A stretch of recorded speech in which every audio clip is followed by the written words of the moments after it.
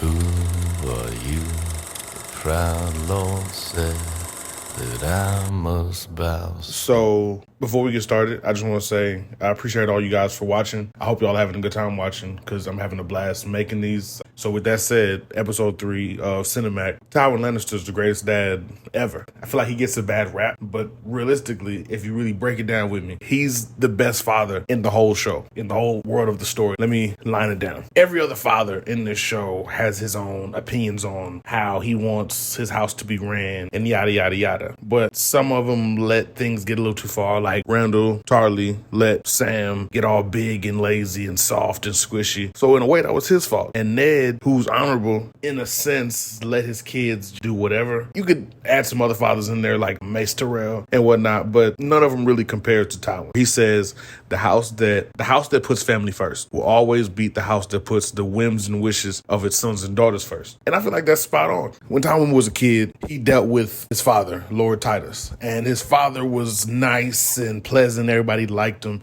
but everybody made fun of him, and didn't nobody pay back their money. And that's bad for them. That's bad for now. That's a problem in all times. And Tywin didn't fuck with that. And when Tywin got old enough, Tywin demanded that everybody pay their money back. Some people paid their money back, or at least sent, a little hostage or whatever until we get our money back. And then two folks didn't, the Rains and the Tarbecks. I don't want to get too into the back history or whatever the case is, but long story short, Tywin wiped them out, and not just killed them, but like drowned them, like destroyed their home, like made it a statement, made it so everybody would know he's not to be played with. One thing that he gave his kids that not a lot of other parents in the show gave is direction and purpose. We can break this down into 3 children: Jaime, Cersei, and Tyrion. We can judge how well of a father Tywin was to all of them. And I feel like there's really nothing that can be complained about as far as with Jaime. And what did Jaime do with his gifts? Tywin even said this, like, you're blessed with like gifts, gang, but what have you done with them? You're the best swordsman alive right now, and you're just a guardsman for an idiot. Still, Tywin had his back. There's even a situation where Tywin had to super power his way through Jaime's dyslexia. Cersei, she had everything, so to speak. As a lady in that time period, you have to gear yourself up to marry somebody. And then this great life that he's given to both his children. And what are they doing? They're sleeping together. And what does Cersei do? She tells him no other father in the show would have been able to handle that properly. But as far as Jaime and Cersei,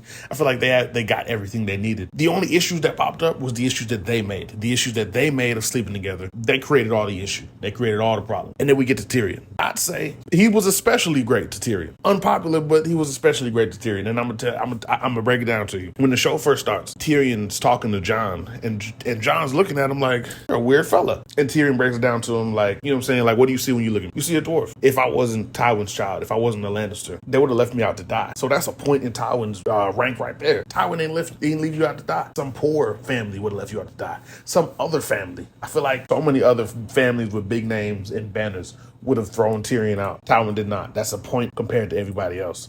And Tyrion knows that. Now, he's cruel to Tyrion, but mind you, Tyrion is all the things Tywin thinks he is. Tyrion does walk around drunk all the time, which is a problem. Tyrion's big on whoring. You shouldn't be big on it. You know what I'm saying? But also, Tyrion got a soft spot like his grandfather Tydos did. All of those are problems. And I've seen people in other YouTube videos talk about like how Tywin's just like Tyrion because he had Shay in the room and he put the necklace on her. Personally, there's nothing wrong with that. He told you not to take her to court. He ain't say nothing about sleeping with her. And if you really get into the intricacies of it, Tywin don't want you sneaking down into flea bottom. You're like putting yourself down here with the common rubble. And you're not common rubble. You're a lion. Like, come on, dude. Like, if anything, have her sent to your room and boldly just, yeah, she's in here. And then boldly send her out. I seen some other, like the same YouTube people saying like Tywin giving her the necklace in the bed. He's just like his father and he's just like Tyrion. And I feel like everybody likes everybody when they're kissing. Tywin didn't care when she died. So the necklace wasn't some like, oh my God, I love this woman. Shay just fine. Shay just bad as hell. That's it. Because I guarantee you he wasn't going to let her leave with it. You know what I'm saying? She died and he didn't give a fuck because a man in that position can't be caring. When Tyrion did what he did for the Battle of Blackwater, he had the boat with the wildfire on it. Boom, that really helped stop Stannis. But it wasn't the whole war effort. There were soldiers on the ground who really laid their lives down, and they're not getting no praise. So when Tyrion was in the room all sad with his face cut up, it was like sad, yeah, but it's also like, you're not the only person who's not getting any praise today. Tyrion was upset because didn't nobody come to see him and da-da-da-da-da, which I guess was kind of fucked up, but they did come to see him. You were just asleep. You just weren't getting praise for it. I know Tyrion asked for Casterly Rock, but Tywin has a valid reason for not giving Tyrion Casterly Rock, because if Tyrion got Casterly Rock, whether now or when Tywin dies, he's gonna marry Shay. He's gonna turn it into his whorehouse. Tywin wasn't bugging. Tyrion will turn it into a whorehouse. Can't happen. And even still, after the Battle of Blackwater, he gave you Sansa and the North and Winterfell, like 3 boom, boom, boom in one gift. Props to Tyrion for not, you know what I'm saying, because Sansa wasn't feeling it, but that don't negate the weight of the gift. The issue with Tysha, a very delicate issue. Tywin was evil to Tysha. He wasn't evil to Tyrion, because the lesson that I feel like he wanted Tyrion to learn, it was a very important lesson. You can't just marry anybody. Unfortunately, you can't, because who you are, where you come from, your name, you don't know if she really loves you for you. And in the time that y'all living in, there's no room to be guessing. She's assaulted by some dudes. She took you into her bed later on, and Shay even told him, of course she's a whore. Then you get to the part where Tywin makes his whole barracks do that crazy stuff and drop coins on her.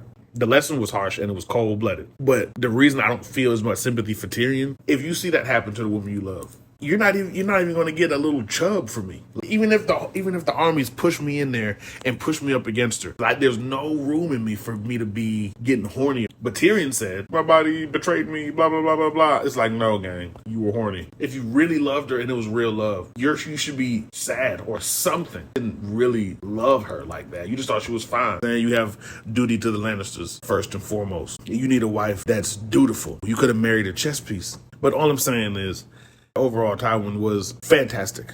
And he was the best father in the entire show. Hands down, no debate. But this is Cinemac episode 3. Once again, I really hope y'all are enjoying this, because I'm really enjoying making these for y'all.